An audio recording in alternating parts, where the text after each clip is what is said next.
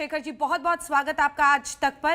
बहुत सुशांत सिंह राजपूत के लिए शेखर जी, आपने बहुत कोशिश की और सबसे पहले सीबीआई जांच की आवाज आपने उठाई थी। आप गवर्नर से मिले, आप मुख्यमंत्री नीतीश कुमार से मिले, आप तेजस्वी यादव से मिले।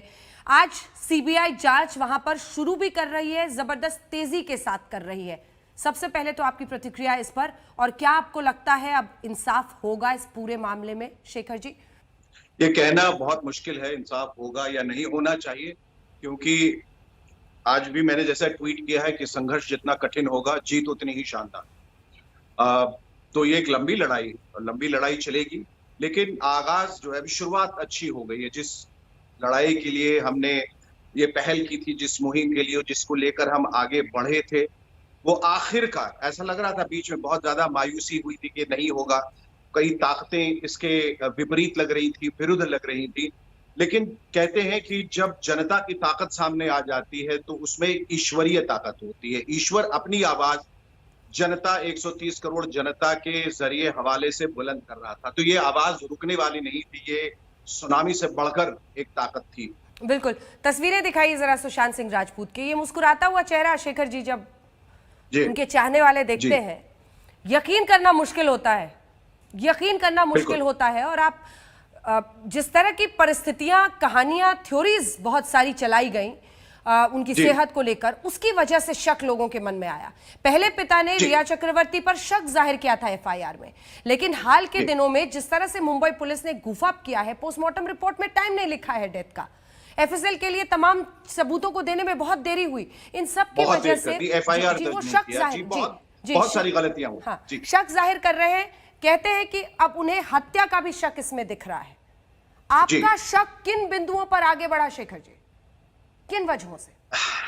देखिए, सबसे पहले तो, और इसके पहले मैं कई बार कह चुका हूं कि हमें शुक्रिया अदा करना चाहिए उस इंसान का जिसने गैर कानूनी तरीके से सुशांत सिंह की तस्वीर जो है वो पोस्ट कर दी, जिसने सारी कहानियां कह डाली।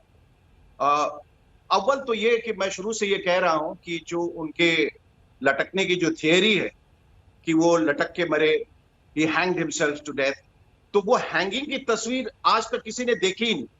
ऐसा मुमकिन नहीं है कि इतना बड़ा हादसा, इतनी बड़ी दुर्घटना जिस घर में हुई और जहां 5, 6, 8 लोग थे, उसमें से किसी ने भी अपना फोन निकाल के कैमरे से एक भी तस्वीर नहीं ली, जबकि ये जानते हुए कि जब वो उस बॉडी को नीचे उतार रहे थे वो गैर कानूनी था, उनको पुलिस के आने तक का इंतजार करना चाहिए था। लेकिन चलिए, giving them the benefit of the doubt कि उन्होंने सोचा कि शायद ये जिंदा हो सकता है, उसे नीचे उतार के हम बचा सकते हैं, फिर भी किसी को एक तस्वीर तो लेनी चाहिए थी कि आज के जमाने में ये एक रिफ्लेक्स एक्शन की तरह, आप कोई भी एक घटना देखते हैं सबसे पहले उसकी तस्वीर निकाल लेते हैं, एक छोटी सी वीडियो बना लेते हैं।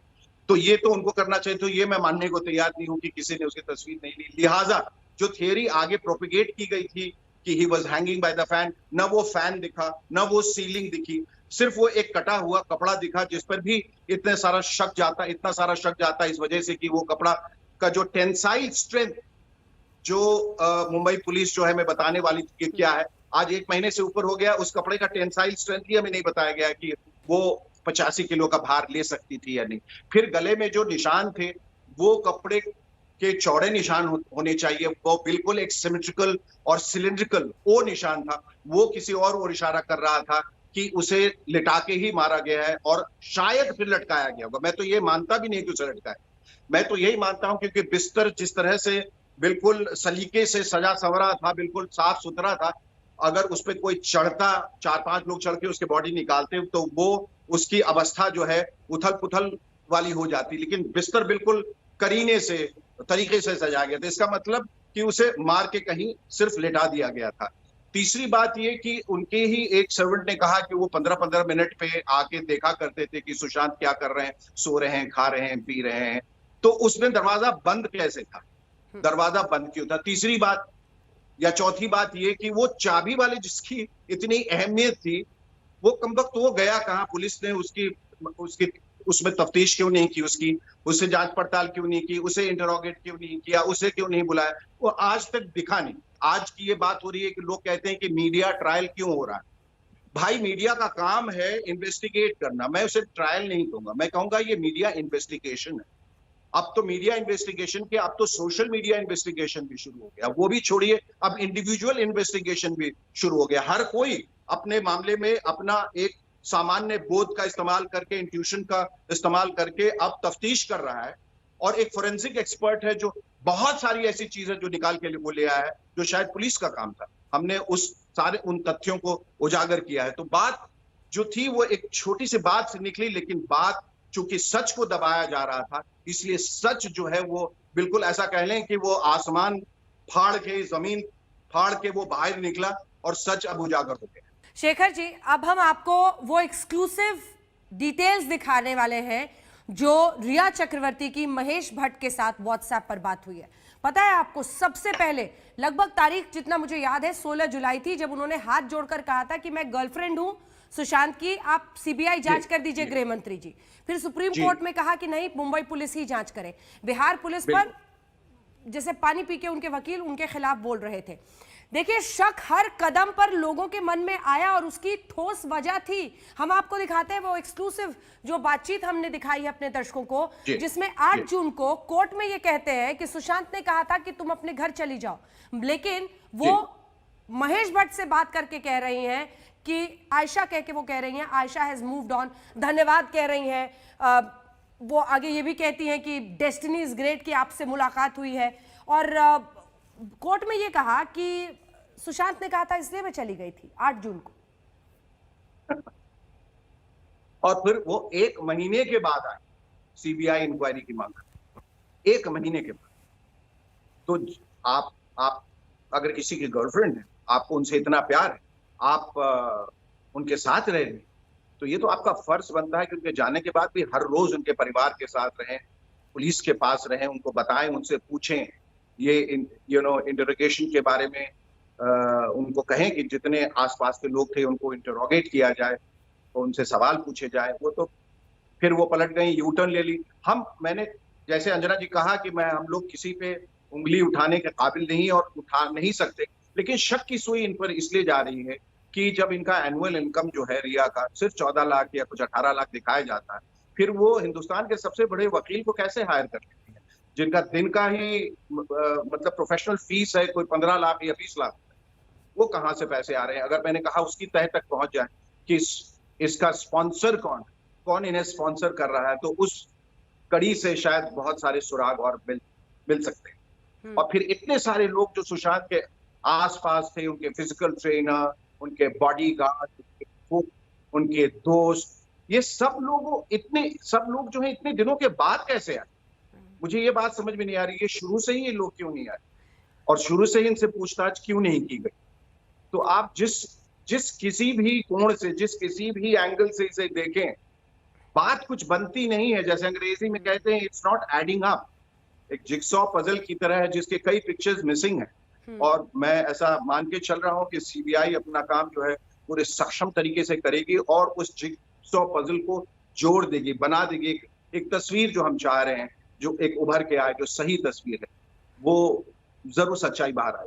सच पहले सामने इसलिए नहीं आ रहा था शेखर जी, आपने जो सवाल पूछा उसका जवाब मैं देती हूँ। जैसे ही रिया चक्रवर्ती पर पिता ने पटना में एफआईआर दर्ज कराई, उसके बाद एक एक करके सब जो अभी तक अंडरग्राउंड थे वो सारे आने लगे मीडिया में। सिद्धार्थ पठानी उनको बचाने के लिए आ गए, जितने भी लोग थे उसके बाद सब सरफेस करने लगे। तो ये भी बताता है कि मतलब जैसा आपने कहा कि कई चीजें हैं जो एडअप करती नहीं है, कई चीजें हैं जो बहुत ज्यादा शक पैदा करती हैं।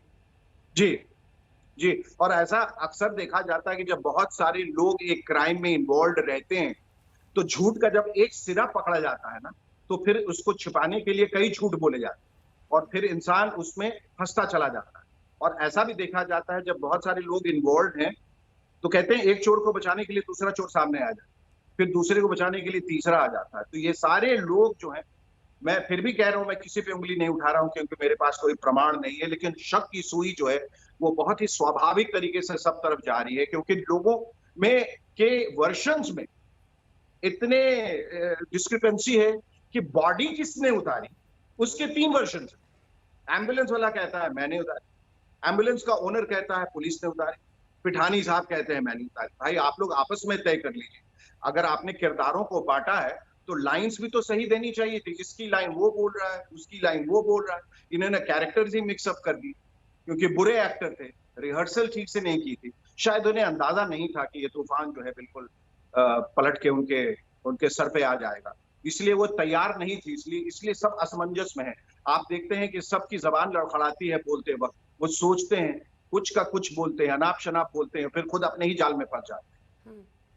सुसाइड में पोस्टमार्टम हो और उसमें यह ना बताया जाए कि कितने घंटे पहले मौत हुई है। आप सोचिए, आज उनके वकील ने बहुत बड़ी बात ये उठाई है कि पोस्टमार्टम रिपोर्ट में इतनी सारी लैप्सेस है। क्या एसओपी क्या था मुंबई पुलिस का, कर क्या रहे थे वो तो ईश्वर ही जानता है, खुदा जानता है वो कर क्या रहे थे। कि पोस्टमार्टम जहां हो रहा था, कल जो मैंने विजुअल देखे, वहां रिया को अलाउ किसने किया, वो चली वहां कैसे गई?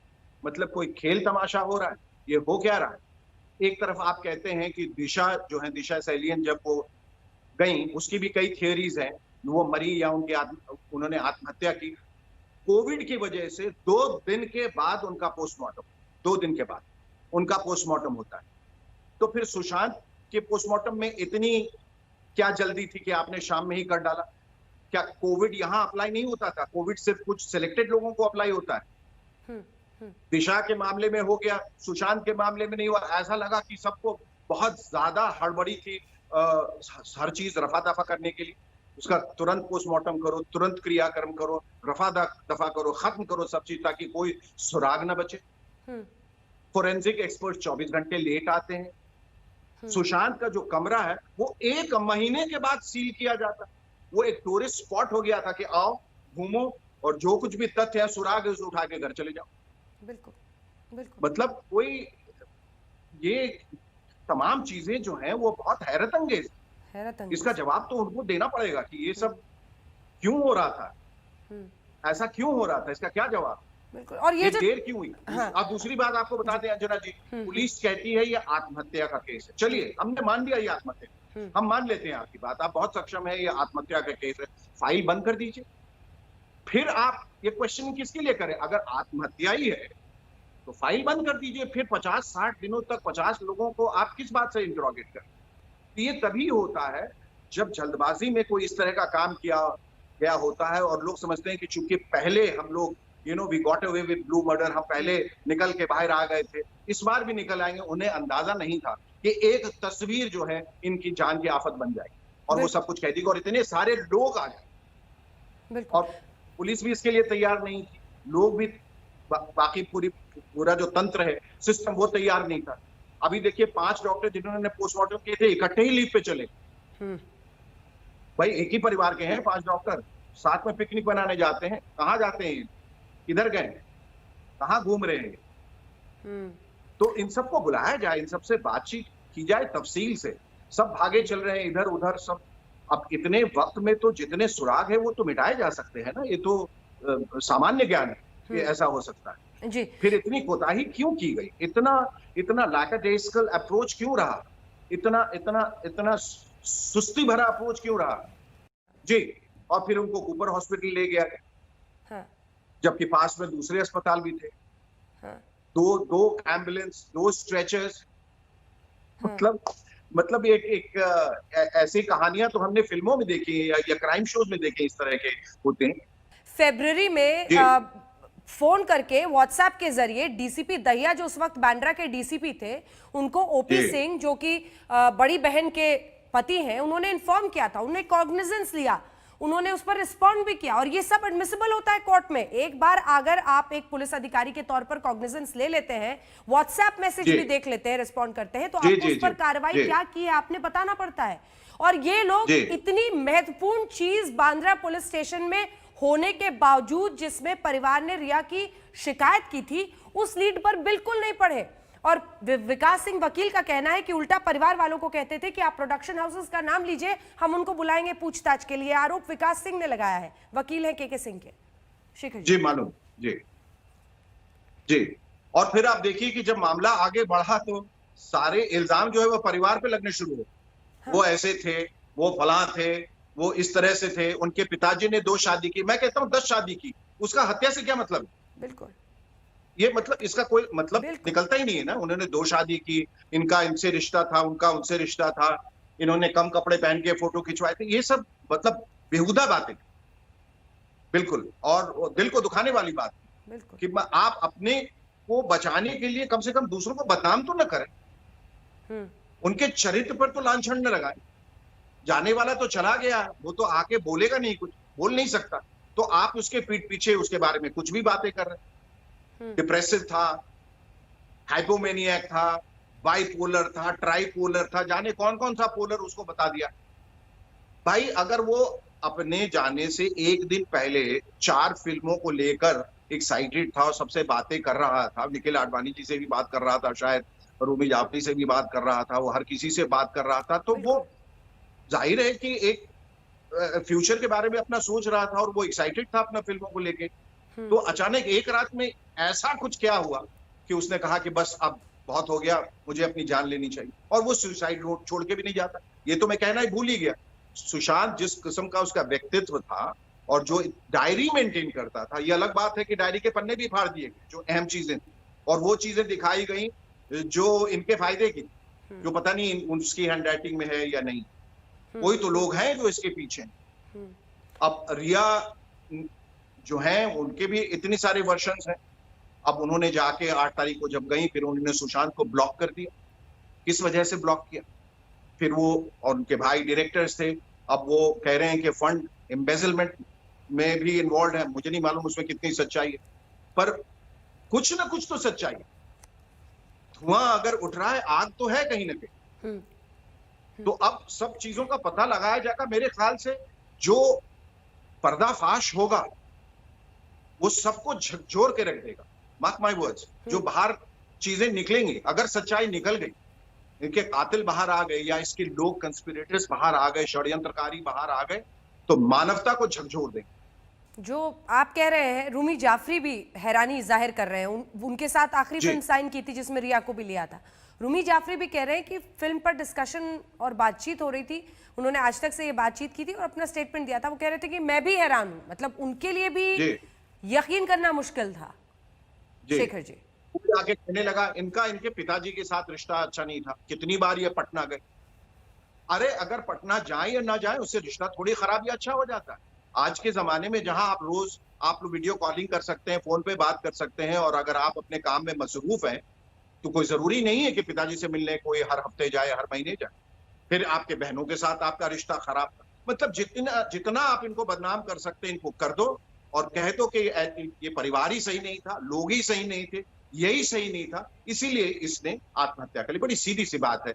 और फिर आप अपने हिसाब से उनको दवाई देंगी, आप अपने हिसाब से खाना खिलाएंगे, आप अपने हिसाब से उनको अपने परिवार से उनका जो उनका जो रिश्ता है उसको विच्छेद करेंगे, उसका डिस्कनेक्ट कर देंगे, ताकि वो बिल्कुल आइसोलेट हो जाए। एक आदमी जब अलग आइसोलेट हो जाता है, फिर उसको मनूवर करना बहुत आसान हो जाता है। फिर ऐसा लगता है कि वो उसी के वश में, उसी के कंट्रोल में, सिर्फ उसी की बात सुनेगा, और ऐसा उसके साथ हुआ। मुझे सिर्फ अफसोस इस बात का है, जब परिवार को ऐसा लग रहा था कि उन्हें इनसे मिलने की रोक लगाई जा रही है, कोशिश की जा रही है, इन सब लोगों को मिलके आके उसके घर पे धरना दे देना चाहिए, रहना चाहिए था कि हम तुम्हारी साथ रहे, हम कहीं नहीं जाने वाले, तुम हमारे साथ रहना।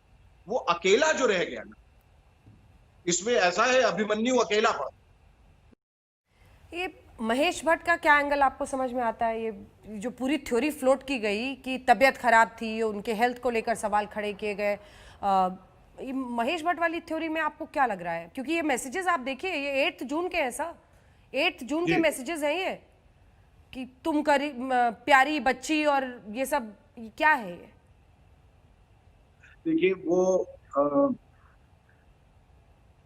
महेश भट्ट साहब एक बहुत ही पढ़े लिखे समझदार इंसान है, अच्छी फिल्में उन्होंने बनाई हैं, बुद्धिजीवी हैं, लेकिन क्या होता है, कभी कभी विनाश काले विपरीत बुद्धि भी हो जाता है। कभी कभी हालात ऐसे होते हैं, परिस्थितियां ऐसे हो जाती है, कभी कभी इंसान कुछ गलत भी कर जाता है। मैं कुछ कहीं उंगली नहीं उठा रहा हूँ, मैं महेश जी की बहुत इज्जत करता हूँ और मेरा उनके साथ समीकरण भी बहुत अच्छा है, लेकिन अगर इस तरह के तथ्य बाहर निकल के आते हैं और जनता कुछ सोचने पर मजबूर हो जाती है, तो वो अपनी जगह वो भी सही है। इनका क्या रिश्ता था उस पर कोई टिप्पणी नहीं करना चाहूंगा। जहां तक महेश जी को मैं जानता हूँ, बहुत ही सुलझे हुए, और मैंने कहा कि ये एक बहुत ही ईमानदार इंसान की तरह दिखे, बेबाक इंसान। अब ये पुलिस का काम है या सीबीआई का काम है कि पता लगाए कि ये समीकरण जो था, ये इक्वेशन था इन दोनों के बीच में क्या है। Is there more than what meets the eye, और अगर है तो उसका पता लगाए। शेखर सुमन जी, आपने बहुत ही खुले दिल से तमाम बातें की और इस मुहिम की एक तरह से आपने शुरुआत की और लोग जुड़ते गए, और जैसा कहते हैं आज देश में हर कोई बस ये जानना चाहता है कि सच क्या है 14 जून का, क्या हुआ था उनके सुशांत के साथ, और हर किसी को यही लगता है कि सुशांत उनके अपने थे। सच्चाई जरूर बाहर आनी चाहिए। मुझे दुख इस बात का है कि हमारी फिल्म इंडस्ट्री के तमाम लोग बाहर नहीं आए, सपोर्ट नहीं किया, नहीं तो ये काम शायद बहुत पहले हो जाता। लेकिन मैं फिर भी कहता हूँ कि चॉइस उनका है, जो करना चाहे। जैसे एक भिखारी सड़क पे रहता है, वो कहता है जो दे उसका भी भला, जो ना दे उसका भी भला। तो जो आए उनका भी भला, जो ना आए उनका भी भला। सिर्फ ये है कि आखिर में आके नाखून कटवा कर शहीदों में अपना नाम दर्ज करवाने की कोशिश न करें। तो ये उनमें ये हौसला होना चाहिए था। वो राहत इंदौरी, मरहूम राहत इंदौरी साहब का शेर है कि कुछ लोग हर मोड़ पर रुक रुक कर संभलते क्यों हैं, इतना डरते हैं तो फिर घर से निकलते क्यों। बहुत बहुत धन्यवाद आपका। नमस्कार, मैं हूं अंजना ओम कश्यप। हमें उम्मीद है ये वीडियो आपको पसंद आया होगा। लेटेस्ट खबरों के लिए यूं ही देखते रहिए आज तक, और इस वीडियो के पसंद आने पर लाइक, शेयर एंड सब्सक्राइब करना ना भूलें।